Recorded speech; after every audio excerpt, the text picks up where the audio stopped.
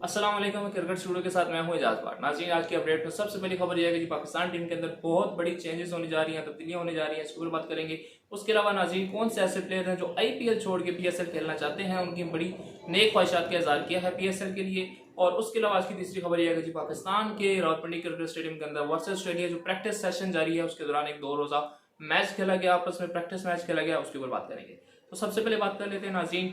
जो पाकिस्तान टीम के अंदर तब्दीलियां मुतवक्किल हैं T20 वर्ल्ड कप को लेकर स्पेशली, उसमें एक बड़ी अच्छी खबर ये आ रही है कि शर्जील खान ने पाकिस्तान कप के अंदर बड़ी अच्छी परफॉर्मेंसेस देना शुरू कर दी हैं। बड़ा अच्छा उन्होंने आगाज लिया है और उन्होंने एक बड़ी अच्छी जो है वो प्रेस कॉन्फ्रेंस भी की है, जिसके अंदर उन्होंने ये कहा है कि जी मैं इस पीएसएल के अंदर कोई ऐसी इनिंग खेलना चाहता हूं जो हमेशा के लिए यादगार बन जाए और उससे मुझे जो आगे T20 वर्ल्ड कप के लिए भी मौका मिले और मैं T20 वर्ल्ड कप जो है वो पाकिस्तान की नुमाइंदगी करूं और वहां पे कुछ अच्छी परफॉर्मेंसेस दे सकूं।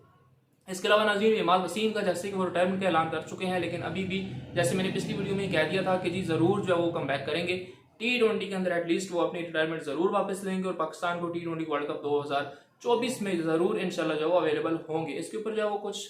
जो सीनियर प्लेयर्स हैं हमारे, उन्होंने भी इसके ऊपर जो है वो काफी उनको मशवरे देना शुरू कर दिए हैं, राब्ते करना शुरू कर दिए हैं कि जी अभी आपके पास काफी टाइम है। और डेफिनेटली इमाद वसीम क्योंकि फास्ट बॉलर भी नहीं है तो उसके पास अभी बहुत टाइम है, वो एज ऑलराउंडर बहुत अच्छा पाकिस्तान को कर सकता है, दे सकता है।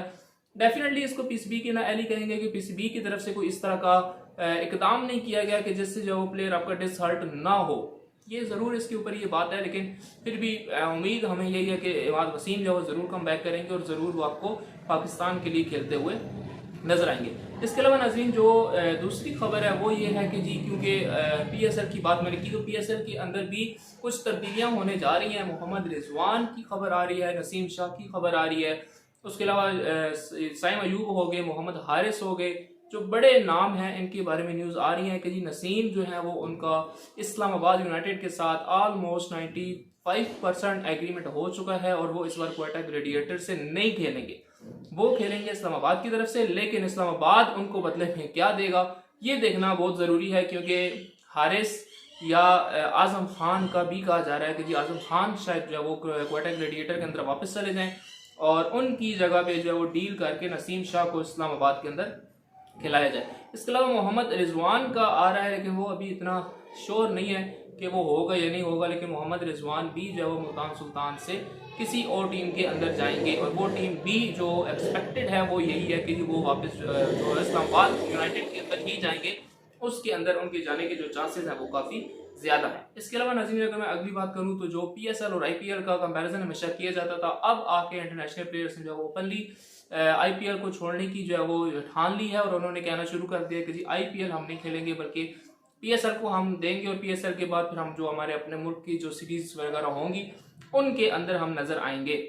यानी आईपीएल की यहाँ पे जो वैल्यू थी वो डेफिनेटली पहले से ही सबको पता थी कि आईपीएल जो है वो कुछ भी नहीं है। आईपीएल सिर्फ एक शोशा प्रोग्राम है जो किया जाता है, फ्लैट पिचेस बनाई जाती हैं, बुकीज इतने ज्यादा होते हैं, बाकी हर मैच ऑलमोस्ट फिक्स होता है, कौन कब कहाँ जीतेगा ये सबसे पहले से जो है वो तय होता है। और प्लेयर्स को भी जो है वो डेफिनेटली जो सबसे बड़ी रीजन थी वो ये थी कि जब वर्ल्ड कप इंडिया हारा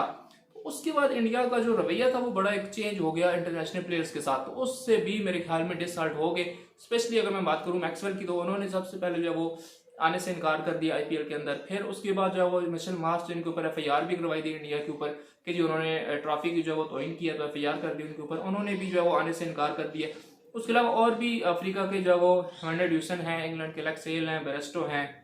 अफ्रीका के डी कोक हैं, यानी बड़े जो नाम हैं उन्होंने आईपीएल खेलने से इनकार कर दिया है। शायद वो इस बात को समझ चुके हैं कि ये जो इंडिया वाली क्रिकेट है, जो आईपीएल वाली क्रिकेट है, ये बिल्कुल फजूल क्रिकेट है, इसके अंदर कुछ भी नहीं है, कोई आपको यहाँ से सीखने को नहीं मिलता। फ्लैट पिचेज हैं, सीधी सीधी आप समझ लेके सीमेंट वाली पिच पे आप खेल रहे हैं और अपने बैट फेर रहे हैं, चौके छक्का आपको जो है वो हो जाना है। तो वो पीएसएल जो है वो डेफिनेटली सबको पता है कि एक मुश्किल लीग है, यहाँ पे क्रिस गेल जैसा बंदा नहीं चल सका, यहाँ पे डिविलियर्स जैसा बंदा नहीं चल सका। तो उसकी रीजन क्या थी? उसकी रीजन सिर्फ बॉलिंग थी कि हमारे पास हमेशा से पाकिस्तान का ये रहा है कि जो बॉलिंग अटैक हमारे होते हैं, चाहे वो पीएसएल के अंदर हमारे लोकल बॉलर ही क्यों ना हो, वो भी बहुत अच्छा करते हैं और इंडिया से तो डेफिनेटली वो 1000 गुना जो है वो अच्छी परफॉर्मेंसेज देते हैं, जिसके ऊपर मेरे ख्याल में आईपीएल काफी डाउन हो जाएगा इस बार और आईपीएल की वो वैल्यू या वो चीज नहीं नजर आएगी। सिर्फ पैसा है, इज्जत या गेम की अगर आप बात करें तो वो आईपीएल के अंदर बिल्कुल भी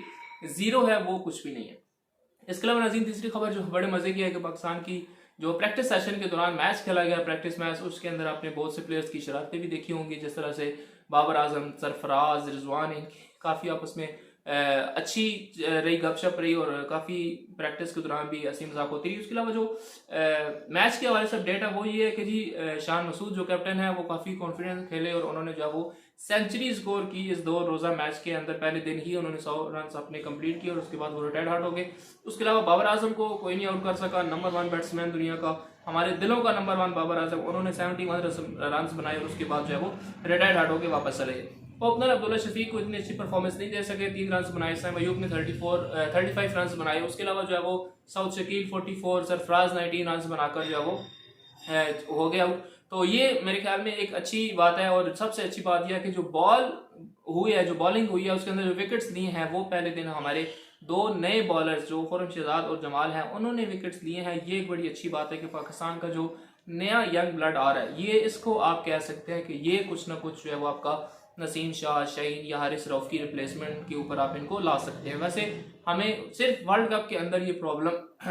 वर्ल्ड कप के अंदर जो हमें सिर्फ ये प्रॉब्लम आई है, उसके अलावा तो ऐसी कोई चीज़ नहीं थी। उसके अलावा स्पिन डिपार्टमेंट के अंदर जो है वो सईद अजमल प्रॉपर जो है वो अपने बॉलर्स के ऊपर वर्किंग कर रहे हैं। जैसे कि प्रैक्टिस सेशन के दौरान भी जो है वो कुछ हाईलाइट्स दिखाई जाती हैं कि उसके अंदर भी इवन के बाबर आजम भी जो है वो स्पिन बॉल करते हुए हमें नजर आए हैं, क्योंकि टेस्ट मैचेस के अंदर उन्होंने विकेट भी लिए हैं और ओवर भी काफ़ी सारे उन्होंने करवाए थे। तो ये एक बड़ी अच्छी बात है कि हमारी जो स्पिन बॉलिंग जिसके ऊपर काफ़ी उंगलियां उठ गई थी और काफ़ी जो है पाकिस्तान की बॉलिंग का मजाक उड़ाया गया था कि जी ये तो चलते ही बॉलिंग में थे और वर्ल्ड कप के अंदर या एशिया कप के अंदर इनकी बॉलिंग जो है वो बुरी तरह से फ्लॉप हुई है,